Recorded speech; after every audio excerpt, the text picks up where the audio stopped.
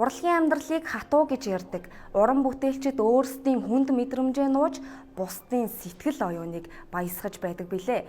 Манай нэвтрүүлгийн энэ удаагийн дугаарт Сан Жунипер хамтлагийн хийлч Баяр Цэнгэл оролцож урлагийн тогоонд чанагдаж эхэлсэн цагаасаа эхлэн туулсан адармаатай зүйлс алдаа оноотой үеүүдийнхээ тухай өвлөн ярьлаа. Би ч нэг одоо Монголоос жазаар сураад явж байгаа хамгийн анхны хийлч байхгүй. Ашуу яриа нэвтрүүлгийн ивент тэтгэгч Green Gate International компани эрүүл амьдралын үн цэнийг чанараар бүтээн. Сайн байцгаана уу? Наа Баяр Цэнгэл гэдэг Сан Жунипер хамтлагийн хийлч байна. Одоо 24 настай. Манай нөгөө гурван маань болохоор яг бүр өмнө хамтлаг байсан.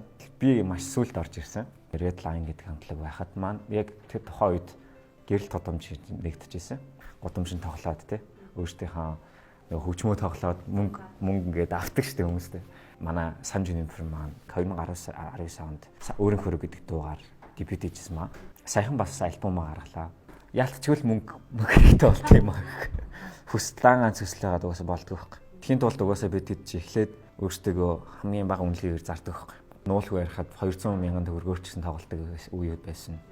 150 мянгаар ч гэсэн тоглож ирсэн үеуд байсан. Тэгээд тэр чинь 5% авч авч байгаа шүү дээ. Айл болох ингээд хувь ингээд хуваагаад нэг хамтлагтай хоримтлал үүсгэх гээд хичээдэг байхгүй.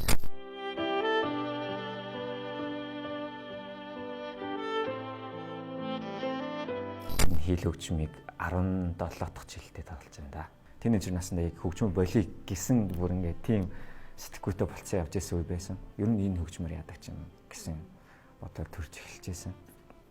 Эрс одоо өөрчлөгдсөн гэх юм уу. Хийл хөгжмөд улам дурлж гисэн эхнэр гэж байдаг бол яг миний эхнэр шиг те миний амьдрал болцсон. Бусад хүмүүс сайн байгаадсан. Тэгээд яг бусад хүмүүс сайн байгаа юм чинь би яагаад бусад шиг байхгүй байгаад чадахгүй байгаад болоо гэсэн сэтгэл зүйн дээрээс л одоо ингээд эргээд одоо хөгжмөд дуртай болох шалтгаан авсан юм да. Яг хөгжим мөчгт байна гэдэг чинь бас өөрөө золиос байхгүй. Бага нас гэж байхгүй. Би одоо гэр оролт амьдардаг гэсэн. Жаа хүүхдүүд чинь гадаал гараад ингээд битүү тоглолт шүү дээ. Ер нь бол би нэг ч удаа тэгж тоглож үзэв.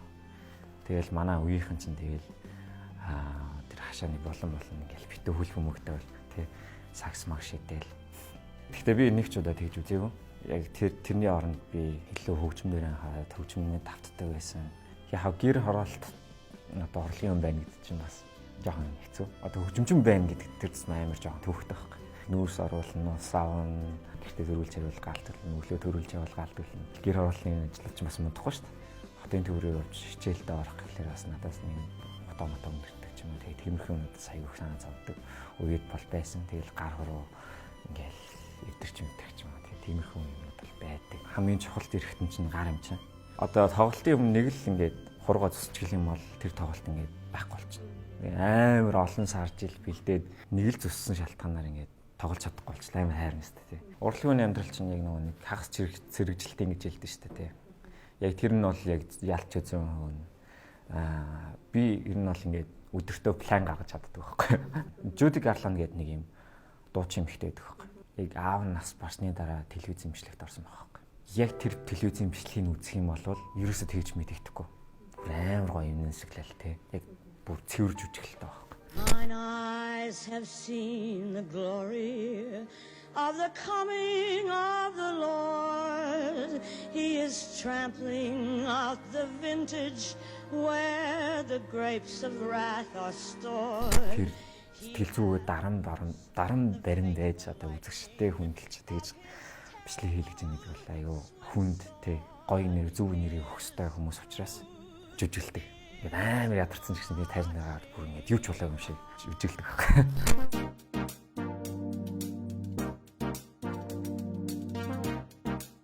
Зөндөө болоо билээ. 2020 оны XMF байдаг байхгүй. Хамтлагууд чинь яг ингээд бүрэн бүрэлдэхүүнээр тоглохоор секвенсер гэж юм явдаг байхгүй. Давхар хөгжим явдаг. Найзаасаа саунд карт гэдэг юм говаад явпа. Тэгсэн чинь тэр нь болохоор шинэ генерашнийх нь байсан. Миний ашиглаж байсан нь болохоор хуучин генерашнийх нь. За болцондоо гэсэн байдлаа би яг тайз руу гарахаас өмнө нэг чеклэх байсан хэрэг. Ямар ч тэр нөгөө товчлуур нь байхгүй болцсон. Тэгээ би бүр ингээд паникнд орчиж байгаа хэрэг. Юу болоод байна аа чи? Юмаа мэддгүү хүмүүс дээ штэ гэж хэллээ. Уусаа яг тайсан дээр гарна гэдэг чинь маш олон хүний харцан доор байна гэсэн үг. Тэгээд энэ бүх хүмүүсийн дүгнэлт одоо тэгээд дотор нь хэлдэг шүү дээ. Ер нь бол 200% бэлтгэлтэй байж л тайсан нарахгүй бол яг ингээд тайсан нар гарангууд бүх юм ингээд тал хувь нэмждэг байхгүй. Тэгэхээр маш сайн бэлтгэлтэй авах хэрэгтэй гэдгийг бүр ингээд яс махандаа тултал ойлгосон.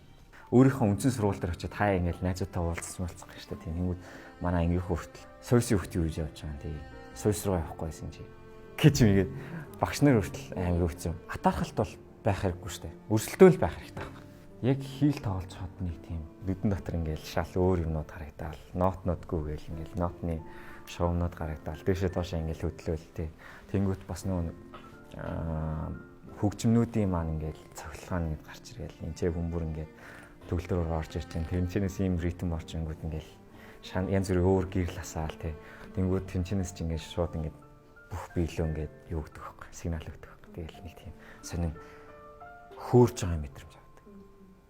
Сонин гулгаал, хөөрөөл, нисэл аим шиг мэдрэмж авдаг. Тийм.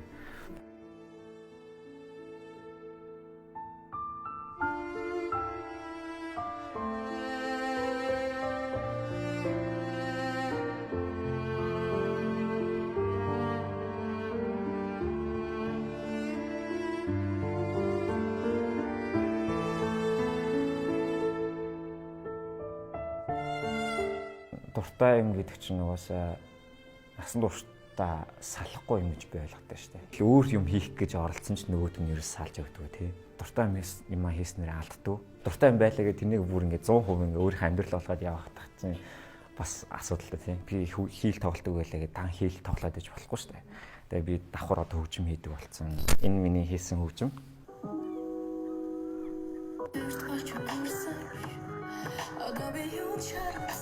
Марцмагтай хийсэн баа. Одоо цэцэлтэйг байгаа л та. Ер нь бол ерөөсөө зогсож болохгүй. Зогсоож болохгүй. Нэг л хэсэг зогсчих юм бол яг энэ маань одоо бидний бүтээсэн зүйл маань алдагдана. Учир нь бол манай одоо яг салбар чинь бас ерөөсөө зогсож болтгүй салбар байгаа. Тэгээ манай өвлүүд дараачийн цомгныхаа ажилд ер нь орох байгаа. Бас саяны гаргасан цомгийнхоо зарим дундаа клипчүүлэх тийм ажлууд яригдаад явж байна. Зогсохгүй.